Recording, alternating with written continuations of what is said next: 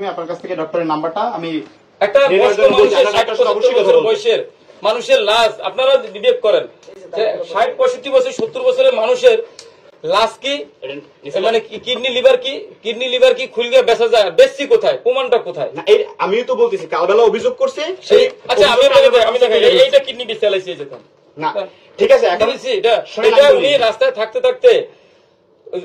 লুঙ্গি বা কাপড় যেটা পরা ছিল সেটা শরীরে গাইতে পৌঁছে গেছে উনি লড়তে পারে না ভিক্ষা করার ক্ষমতা নাই ওনার চারপাশে মানুষ যায় না এইগুলো কি আমি অনেক আমার তো প্রত্যেকটা বাবা মার 256 জন বাবা মা আছে 256 জন বাবা মার শরীরে অঙ্গ নাই সব আমি খুলে বিচলে সবকিছু আমরা বুঝতে পারছি তাদের অভিযোগটা আমি আপনার কাছে ভাই আমার অভিযোগ আপনি তাদের কাছে জিজ্ঞেস করেন ভাই জিজ্ঞেস করেন আমি কেউ না আমি অভিযোগ পাইছি আপনার কাছে জিজ্ঞেস করছি আপনি আমাকে বলে দিচ্ছেন কিন্তু আপনার অভিযোগ ছিল এটা যে এটা হচ্ছে আমার কাছে যতগুলো পেশেন্ট আসে বা আমি যাদেরকে রাস্তা থেকে তুলে নিয়ে আসি বিভিন্ন অঙ্গ প্রত্যঙ্গে ক্ষত থাকে কাটা থাকে বা হচ্ছে অ্যাক্সিডেন্টের ভাই এটা সহজ কথা বলি এখানে একটা পোস্ট দেখাই আপনাদের না এটা দেখায় আপনাদের দেখায় প্রচার করেন আর না করেন একটা মানে জনসম্মুখে গল্প আছে যে একদম 50 লাখ টাকা বেশি কি চলেছি না এই ব্যাপারে তো আর আমি কিছু বলবো না কোর্ট দেখবে কেন একটা নর্মাল আপনি যখন সাধারণ মানুষেরও একটা ই থাকবে যে কিডনি লিভার অঙ্গ প্রত্যঙ্গ কাটার সাথে সাথে আরেক শরীরে লাগানো যায় কিন্তু অন্য যে জায়গায় লাগাইছি সেই জায়গাটা কোথায় সেই ওটিটা কোথায় সেই সিস্টেমটা কোথায় কারে লাগাইছি আমি জাস্ট এটি আপনাকে জানানোর জন্য বলতেছি যে আমার কি মাফ করা যায় না না আমি দুজনের কথা জাস্ট আপনার কাছে আমার জন্য আমি তুলে ধরতেছি আপনি বলছেন যে 2-3 ঘন্টা সময় করা লাগে দেখে আমি হচ্ছে ডেড বডি গুলো পাঠাই না আর তাদের অভিযোগ ছিল এটা আমরা ক্ষত দেখার কারণে আমরা তার যখন শরণাপন্ন হয় তাকে জানাই যে অতিরিক্ত ক্ষত তখন আপনি লাশ পাঠানো বন্ধ করে দেন আমি জাস্ট এই কথাটা আপনাকে জানানোর জন্য বলছি আমি যদি করিও অন্যায় কি করছি এই পচা কষা লিয়ে পাঠাই তারা ভয় পায় তারা গোসল করাবে না বা তাদের জন্য সমস্যা বা এই পচা মানুষের লাশের খুলে মুলে দেখবে ঝামেলা করবে অনেক সময় নষ্ট হবে আমি যদি তাদের দিয়ে গোসল না করে অসুবিধা কোথায় আমি মানবতার ফেরিওয়ালা এই কথাটা আমি কখনো নিজের মুখে বলি নাই আপনারা টাইটেল দিচ্ছেন আপনারা অনেকে বলেন এটা হলো কথা আমি কখনো বলি নাই যে আমি মানবতার ফেরিওয়ালা বা আমি ফেরেস্তা আমি ভালো লোক আমি কখনো নিজের মুখ দিয়ে বলি নাই আমি রাস্তায় পথে অজ্ঞাত মানুষের জন্য কিছু করার চেষ্টা করতেছি রিসেন্ট যে বিষয়টা নিয়ে উঠছে সেটা হলো প্রথম ইস্যু হলো আমার সাভারে আমরা রিসেন্ট একটা 6.5 তলা বাড়ি করছি রাস্তায় পড়ে থাকা অজ্ঞাত অসহায় অসুস্থ মানুষের পরিচর্যার জন্য রাস্তায় শত শত মানুষ লাখো মানুষ পড়ে থাকে শরীরে হাত পা পচে যায় পায়খানা রাস্তা প্রসাবের রাস্তা পচে যায় নারী বুড়ি বের হয়ে যায় তাদেরকে রাস্তা থেকে তুলে এনে যাদের সাথে আচরণ করা হয় কুকুরের মতো মানে কুকুর অসুস্থ হয়ে পড়লেও মানুষ না কেউ আগাই আসে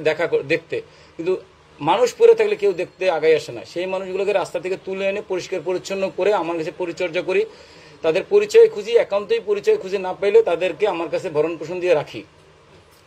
ওইটা করতে যেয়ে আমার মনে হলো যে আমার একটা নিজস্ব আবাসন দরকার এবং সেই আবাসনটা আমি ফেসবুকে সোশ্যাল মিডিয়ায় সকলের কাছ থেকে দান চেয়ে স্বেচ্ছা দান কোনো এনজিও ফান্ড না গভর্নমেন্ট ফান্ড না কোনো কোম্পানির ফান্ড ছাড়াই মানুষের স্বেচ্ছা দান দিয়ে টাকা তুলে একটা বাড়ি করছি 6.5 তলা পার ফ্লোর 5000 স্কোয়ার ফিটের এবং এক একটা ফ্লোরে 70 থেকে 80 জন বাবা মা রাখার মতো ক্ষমতা আছে সেই জায়গায় অলরেডি 2000 আমি একটু শেষ করি 1 মার্চ থেকে আমরা সেখানে শুরুও করছি যাওয়া এবং এখানে বসবাস শুরু করছে আবার বাবা মারা আমার ওইখানে আমার প্রতিবন্ধী মিষ্টির ঠোঙ্গা বাজারের ব্যাগ ময়লার ডাস্টবিন বাথরুমের মধ্যে ফালাই দেওয়া প্রতিবন্ধী বাচ্চাদের বিভিন্ন জায়গা থেকে তুলে আনি বা প্রশাসন আমার কাছে পৌঁছায় পুলিশ আমার কাছে দিয়ে যায় তাদের লালন পালন করি ওই বাড়িটার যেখানে করা হয়েছে আমি ওই জমিটা 5% 3% 2% করে করে আস্তে আস্তে বৃদ্ধি করছি করার পরে যে ওইখানে কোনো রাস্তা ছিল না ওটা ছিল একটা আইল মানে সবজি জমির মতো জায়গা সেইখানে করার কারণে আমার একটা রাস্তার দরকার ছিল পরবর্তীতে আমি বাংলাদেশের ঊর্ধ্বতন বিভিন্ন লোকজনের সাথে যোগাযোগ করে হাতে পায়ে ধরে একটা রাস্তা নিচ্ছি এবং নকশায় ওখানে 12 ফিট রাস্তা যায় কিন্তু ওইখানে 12 ফিট রাস্তা নাই এখনো নাই 8 ফিট আছে 7 ফিট আছে 6 ফিট আছে কোনো জায়গায় 10 ফিট আছে এটা এই সীমানাটা শেষ হয়ে মানে এল টার্নে আমার জমির সামনে যেয়ে অন্যদিকে আবার এরকম রাস্তা আছে কিন্তু আমার পিছনের জমির মালিক যারা আছে তারা আমার জমির উপর দিয়ে কেনা জমির মাঝখান দিয়ে তারা 12 ফিট রাস্তা দাবি করে এবং সেটা নিয়ে তাদের সাথে দ্বন্দ্ব জড়ানো হয় এবং তাদের সাথে একটা ধস্তাধস্তির ব্যাপারও হয় আমার স্টাফদের সাথে এটা পরবর্তীতে এটা মামলা করায় কোর্ট কাছারি হয়েছে, পুলিশ প্রশাসনের দায়িত্বে আছে মামলা প্রক্রিয়াধীন। ওই জমির মালিক ভীষণ ক্ষমতাধর, ঢাকা শহরের টোলারবাগে 7-8টা বাড়ি আছে, অনেক টাকা পয়সা আছে এবং ওনার ভাই বেরাদার বন্ধু আত্মীয় স্বজন ভাইগনারা আছে যারা সাংবাদিক পর্যায়ে জড়িত, তারা মূলত আমার পিছনে লাগছে। আচ্ছা, এই যে আপনার বিরুদ্ধে যে আপনি যে অসহায় মানুষগুলোর কথা বললেন যাদেরকে নিয়ে আপনি কাজ করেন, এরা যখন দুনিয়া থেকে বিদায় নেয় আপনার বিরুদ্ধে অভিযোগ আছে বা অনেকে বলছে যে তাদের মৃত্যুর যখন গোসল দেয় তখন তাদের শরীরে সার্জারির কিছু সিমটম দেখা দেয়, তাহলে কি আপনি কি তাদের শরীরে অঙ্গ প্রত্যঙ্গ বিক্রি করেন কিনা? এটা প্রথম কথা হলো, আমি বিক্রি করি না বা এরকম কোনো সুযোগও নাই। আপনাদের যারা ছোট শিশু তারাও বুঝবে, মৃত ব্যক্তি বা বয়স্ক মানুষ 60, 70, 90 বছর ঊর্ধ্বের বয়স্কদের শরীরের অঙ্গ কোথাও বিক্রি করা যায় না বা ওইটা কোনো কাজেও লাগে না। এবং যারা দীর্ঘদিন কয়েক বছর রাস্তায় পড়ে থাকার পরে আমার আশ্রয়ে আসে তাদের অঙ্গের কোনো টেম্পার থাকে না। তারপরে যদি বলেন আমি বিক্রি করছি, কোথায় করছি, কিভাবে করছি, কার কাছে করছি, কোন মাধ্যমে করছি, সেই তথ্যগুলো আপনারা সকলে বাই করেন, প্রকাশ করেন এবং আপনারা প্রমাণ সহ আইন কানুন প্রশাসনের হাতে জমা দেন। আচ্ছা, এই যে আপনি যেখানে আপনি করোনার সময় মানুষকে মৃতদেহ গোসল দেওয়া হতো, ওখানের একজন যিনি গোসল দিতেন তিনি বলেছেন যে এই সিমটম গুলো তারা দেখতো। হ্যাঁ আছে, আমার কাছে যত বাবা মা আছে, আসতেছে, ছিল, সবার শরীরে কাটা ছেঁড়ার দাগ থাকাই স্বাভাবিক ব্যাপার। কারণ এরা রাস্তায় চলতে চলতে একটা সময় তাদের শরীরে ঘা হয়, পচন হয়, তারা বিভিন্ন জায়গায় আঘাত পায়, আঘাত পাওয়ার পরে ওইখানে পচতে শুরু করে, পচে ওইখানে পোকা হয়ে যায় এবং বিভিন্ন অঙ্গহানি হয়ে যায়। যার প্রুফ স্বরূপ আমরা একটা ফাইল আপনাদের কাছে রেডি করে রাখছি। যারা রিসেন্ট আসছে নতুন, তাদের ছবি আছে এখানে, যদি আপনারা কেউ দেখতে চান। হ্যাঁ, ভাইলেন্স ধরবে দেখায়। ওনার কিন্তু পেটের কাছেই দাগ আছে। তার মানে কি উনি এখানে আছে, আপনারা চেক করতে পারেন। তার মানে আমি কিডনিগুলি বিক্রি করে ফেলছি, মাথার নাই, এগুলি হাত নাই, এগুলি পরিষ্কার পরিচ্ছন্ন করে সুস্থ করে তোলার পরে তো দাগ থাকবে। এটা তো কসমেটিক্স স্বাভাবিক থাকার কথা। এটা যে সাধারণ যে সার্জারির প্রয়োজন হয়, যে সার্জারিটা প্রয়োজন হয়, এটা আপনি কোন হসপিটালে? কোন হসপিটালে করি না। আপনার নিজস্ব, আপনার এখানে কি কোনো ওটি রুম আছে? ওটির আপনারা চেক করে দেখবেন।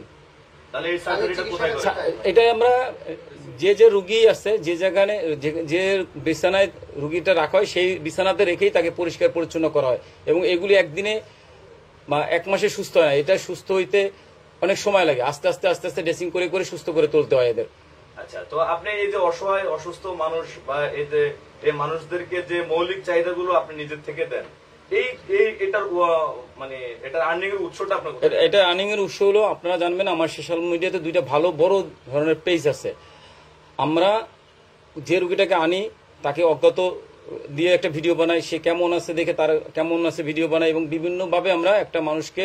আপনাদের কাছে তুলে আনি যেন আপনারা দেখেন। এবং আমাকে যারা সহযোগিতা করে, আমি কি কর্মকাণ্ড করতেছি প্রতিনিয়ত সেটার আপডেট দেওয়ার জন্য ভিডিও বানাই। এই ভিডিও টিডিও দেখে স্বেচ্ছায় মানুষে যে যা পারে সেই সাহায্য দান করে। কখনো কখনো আছে, যেমন আমি বাড়ি করার সময় বাড়ি করার জন্যই টাকা চাইছি আলাদা, আমাকে 10টা টাকা দেন, একটা ইট কিনে দেন, 1 কেজি সিমেন্ট কিনে দেন, এরকম ভিডিও বা কথা বলে আমি মানুষের কাছ থেকে টাকা তুলে ওই বাড়িটা করছি। আমি যখন অ্যাম্বুলেন্স কিনছি ওইভাবেই করছি। এবং এছাড়াও মানুষ স্বেচ্ছায় খাবার দেয়, দান দেয়, এভাবেই চলে। তো আপনার সর্বশেষ আপনার সাথে একজন, যেহেতু আপনি রাস্তা থেকে মানুষকে তুলে আনার পরে সেটা আপনার ফেসবুক পেজে পোস্ট করেন, তার গার্ডিয়ান যদি সেটার সন্ধান পায় অবশ্যই আপনার কাছে